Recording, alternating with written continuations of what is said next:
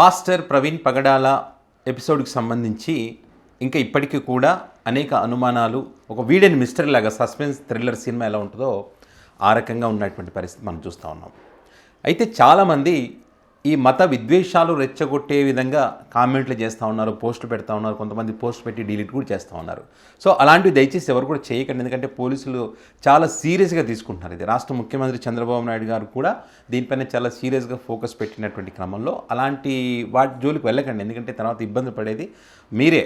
కాబట్టి వాటి జోలికి వెళ్ళకండి, ఎందుకంటే ఇప్పటికే ఎవరో పగడాలా పగిలిందా అని చెప్పి ఒక మహిళ ఒక సాంగ్ కూడా పాడినటువంటి ఇది మనం చూసాం, వీడియో క్లిప్పింగ్ కూడా మనం చూసాం. సో వాళ్ళ మీద కేసు కూడా పెట్టారని పోలీసు అధికారులు చెప్తా ఉన్నారు. సో వాటి జోలికి అయితే వెళ్ళకండి. అయితే ఈ పగడాల ప్రవీణ్ ఎపిసోడ్కి సంబంధించి కొన్ని ముఖ్యమైనటువంటి అప్డేట్స్ ఉన్నాయి, మీకు చెప్పే ప్రయత్నం చేస్తాను. కొంత అసలు ఏం జరిగిందని ఒక మిస్టరీ ఉన్నటువంటి క్రమంలో కొన్ని వివరాలు మీకు చెప్పేటువంటి ప్రయత్నం చేస్తాను. ఇది ఇప్పుడు పోలీసు అధికారులు కానీ కొంత వాళ్ళు సేకరించినటువంటి సమాచారం సంబంధించి పాస్టర్ ప్రవీణ్ పగడాల గారు హైదరాబాద్ నుంచి రాజమండ్రికి బైక్ మీద వచ్చేటప్పుడు ప్రధానంగా ఇక్కడ తూర్పుగోదావరి జిల్లాలోకి వచ్చిన తర్వాత కొవ్వూరు నుంచి కొత్తమూరు ఆ గ్యాప్లో ఉన్నటువంటి ఆ 11 కిలోమీటర్లు ఏదైతే ఉందో ఆ 11 కిలోమీటర్ 10 నుంచి 11 కిలోమీటర్లు ఉంటుందని చెప్తున్నారు. ఆ 11 కిలోమీటర్ల ప్రయాణం అంటే 11 నిమిషాల టైం పట్టింది. ఆ టైంలోనే ఏం జరిగిందనే దాని మీద వీళ్ళు ఫోకస్ పెట్టారంట. అక్కడ ఏం జరిగిందని సంబంధించి అంటే అవి ప్రవీణ్ పగడాల గారి ఆఖరి క్షణాలు అనమాట.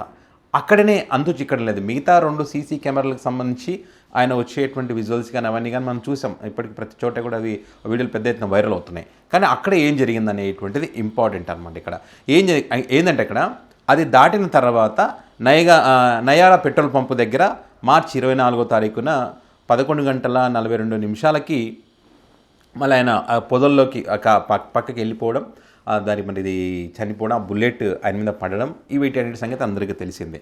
అయితే ఇక్కడ ఆ 11 నిమిషాల టైంలో ఒక 4 కార్లు ఆయనతో పాటు క్రాస్ అయ్యి వెళ్ళినటువంటి క్రమంలో ఇక్కడ ఆయనతో పాటు వెళ్ళినటువంటి రెడ్ కలర్ కారు గురించి ఎక్కువ చర్చ జరుగుతుంది. ఆ రెడ్ కలర్ కారు ఎవరిది, సో వాళ్ళు ఏమైనా మరి ఈ ఘటనకు పాల్పడి ఉన్నారా అనే ఆ కోణంలో కూడా పోలీసులు అయితే దర్యాప్తు చేస్తూ ఉన్నారు. వాటికి సంబంధించిన వివరాలు ఆ కోణంలో దర్యాప్తు చేస్తారు కాబట్టి దానికి సంబంధించిన వివరాలు త్వరలోనే వెల్లడించేటువంటి అవకాశం ఉంటుంది. మరి అదేవిధంగా ప్రవీణ్ పగడాల గారికి వచ్చినటువంటి చివరి కాల్ ఎవరైతే రామ్మోహన్ ఉన్నారో ఆ రామ్మోహన్ కూడా అక్కడికి పిలిపించి మరి ఆయన పగడాల ప్రవీణ్ అనేది ఆయన చెప్తేనే తెలిసింది. సో ఇట్లా ఆయన ఫోన్లో ఉన్నటువంటి కాల్స్కి సంబంధించి మెసేజ్లకు సంబంధించి కూడా మరి ఆ దిశగా కూడా మరి దర్యాప్తు చేస్తామని చెప్పి పోలీసు అధికారులు చెప్తా ఉన్నారు. ముఖ్యంగా ఆయన మొబైల్ నుంచి వచ్చినటువంటి మెసేజ్కి సంబంధించి కూడా చనిపోయిన తర్వాత మెసేజ్ వచ్చిందని చెప్తున్నారు. అసలు ఆ మెసేజ్ ఎవరు పెట్టారు అనేది ఒక ఇక్కడ చాలా కీలకమైనటువంటిది. ఇప్పటికే వీటికి సంబంధించి ఆధారాలు సేకరించడం జరిగిందని చెప్పి అదేవిధంగా పోస్ట్ మార్టానికి సంబంధించి కూడా డాక్టర్ల బృందంతో వీడియో రికార్డింగ్ కూడా చేశారు. వాళ్ళ కుటుంబ సభ్యులు కొంతమంది ఫాస్టర్లు అక్కడ ఉన్నటువంటి క్రమంలో రికార్డింగ్ కూడా చేశారని చెప్పి దానికి సంబంధించిన రిపోర్టు 29వ తారీఖున బయటకు వస్తుంది. అంటే ఇక్కడ సేకరించినటువంటి వివరాల వాటికి సంబంధించి అక్కడ బ్లడ్ శాంపిల్స్ తీసుకోవడం జరిగింది ఆ ఘటన దగ్గర. మరి ఆ మట్టిలో ఉన్నటువంటి బ్లడ్ శాంపిల్ కూడా తీసుకున్నారు, ఒక కర్రపై ఉన్నటువంటి బ్లడ్ శాంపిల్స్ తీసుకున్నారు, ఆ బుల్లెట్ పైన ఉన్నటువంటి బ్లడ్ శాంపిల్స్, మరి అదేవిధంగా ఆయన బట్టలపై ఉన్నటువంటి షూ ఏదైతే ఉందో అక్కడ వాటికి సంబంధించినటువంటి శాంపిల్స్ కానీ వీటన్నిటిని కూడా సేకరించి వాళ్ళు తీసుకోవడం జరిగింది. ఆ క్లూస్ టీమ్ సేకరించినటువంటి వాటికి సంబంధించి కానీ సో వాటికి సంబంధించిన పూర్తి వివరాలు అసలు ఏం జరిగింది, లోపల గాయాలకు సంబంధించి మరి ఎవరైనా కొట్టినాయా లేకపోతే యాక్సిడెంటల్గా జరగడం వల్ల జరిగి దెబ్బలు తగిలాయని దానికి సంబంధించి కూడా పూర్తి వివరాలు రేపు వెల్లడించేటువంటి అవకాశం ఉంది 29వ తారీఖున. అయితే అనేక మంది అనేక అనుమానాలు వ్యక్తం చేయడానికి ప్రధాన కారణం ఏంటంటే తలపైన గాయం ఉండడం కానీ అదేవిధంగా చొక్కా పైన షూ అదేదైతే ఉందో దానికి సంబంధించి కూడా ఫస్ట్ వాళ్ళు యాక్సిడెంట్ అన్నారు, తర్వాత ఇది కాదు దీని వెనుక కుట్ర ఉందని అనుకోవడానికి కారణం ఇవన్నీ కారణాలు. ఆల్రెడీ ఒక వీడియో కూడా చేశాను, 10 రీజన్స్ ఉన్నాయని చెప్పి కూడా ఒక వీడియో కూడా మనం చేయడం జరిగింది. అదేవిధంగా ఈ ప్రవీణ్ పగడాల గారి ఫోన్కి సంబంధించి ఆ టైంలో సిగ్నల్స్ టెక్నాలజీని వాడి ఆ సిగ్నల్స్ ఆ ప్రమాదం జరిగినప్పుడు ఆ టైంలో ఏ సిగ్నల్స్ ఉన్నాయని వాటికి సంబంధించి కూడా ఆ దిశగా కూడా వీళ్ళు ఎంక్వైరీ చేస్తూ ఉన్నారు. ఇంకా ప్రధానంగా చెప్తున్నది ఏంటి, బైక్ హెడ్లైట్కి సంబంధించి ఇది ఎక్కడ ఏ టైం వరకు ఎక్కడ వరకు ఈ హెడ్లైట్ ఉంది, ఆ తర్వాత ఎక్కడికి పగిలిపోయిందంటే ఈ 11 నిమిషాల గ్యాప్లోనే ఈ హెడ్లైట్ పగిలిపోయిందా, వెనక కూడా రాడ్డుతో కొట్టారన్నారు కదా, అది కూడా యాక్సిడెంట్లో జరిగిందా లేకుంటే రాడ్డుతో కొట్టారా, ఈ హెడ్లైట్కి సంబంధించి కూడా ప్రధానంగా దాని మీద చర్చ జరుగుతుంది కాబట్టి ఆ కోణంలో కూడా ఎంక్వైరీ చేస్తూ ఉన్నారు.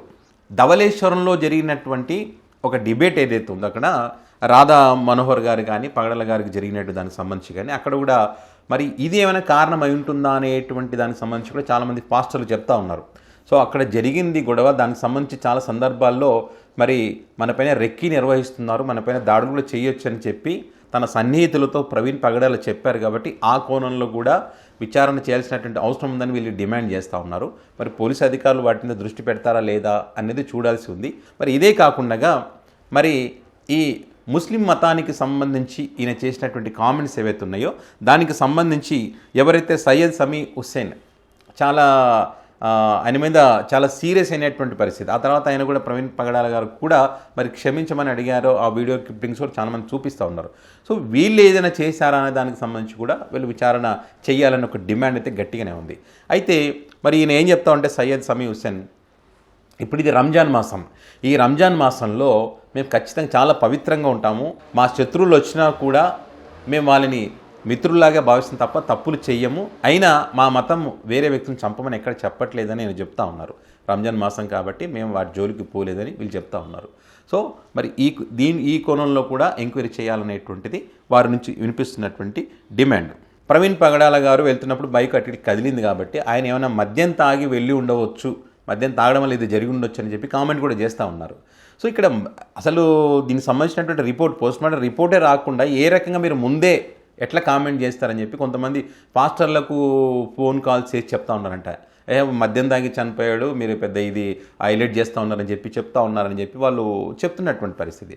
సో ఈ రకంగా కూడా ఎవరైనా అట్లాంటి కామెంట్స్ చేసిన వాళ్ళు కానీ ఇట్లా ఫోన్ కాల్స్ ఎవరైతే బెదిరింపు కాల్స్ ఇట్లా వచ్చినాయి వాటన్నిటి మీద సమగ్రమైనటువంటి దర్యాప్తు చేసి దీని వెనక ఉన్నటువంటి ఈ మిస్టరీ వెనక ఉన్నటువంటి విషయాలను బయటపెట్టి ఇది నార్మల్గా యాక్సిడెంట్ జరిగిందా లేకపోతే ఏదైనా కుట్ర ఉందనే విషయాలకు సంబంధించి మొత్తం బయట పెట్టేందుకే వీళ్ళు ప్రయత్నం చేస్తూ ఉన్నారు. వీటికి సంబంధించి పూర్తి స్థాయిలో విచారణ చేపట్టేందుకు మరి ఇక్కడ 2 డిఎస్పీలు, 2 సిఐలు, 8 మంది ఎస్ఐలు ఒక బృందంగా ఏర్పడి మరి పర్యవేక్షణ పైన డీజీపీ గారు పర్యవేక్షణ చేస్తున్నారు, అదేవిధంగా హోమ్ మినిస్టర్ గారు పర్యవేక్షణ చేస్తూ ఉన్నారు, అదేవిధంగా రాష్ట్ర ముఖ్యమంత్రి చంద్రబాబు నాయుడు గారు కూడా ఈ కేసుకు సంబంధించి పర్యవేక్షణ చేస్తున్నటువంటి ఎప్పటికప్పుడు అప్డేట్స్ ఇవ్వాలని చెప్పి చాలా సీరియస్గా మరి విచారణ చేయాలని చెప్పి చెప్తున్నటువంటి క్రమంలో మరి కొంతమంది ఏమో దీని వెనుక కుట్ర దాగి ఉంది, అయినా ఈ బయటికి రాకుండా ఈ ప్రభుత్వ పెద్దలు మరి కాపాడేటువంటి ప్రయత్నం చేస్తూ ఉన్నారని చెప్పి కొంతమంది చెప్తా ఉన్నారు.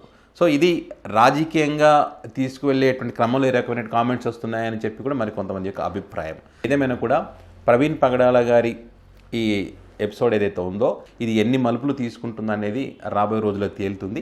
దీని వెనక ఏదైనా కుట్ర కోణం ఉందంటే మాత్రం అది చాలా సీరియస్గా ఉండేటువంటి అవకాశం ఉంటుంది. లేదు యాక్సిడెంట్ అంటే కనుక ఎలాంటి ఇబ్బందులు ఉండకపోవచ్చు అనేటువంటిది నా అభిప్రాయం. సో దీనికి సంబంధించి మీ అభిప్రాయాన్ని కామెంట్ రూపంలో పెట్టండి.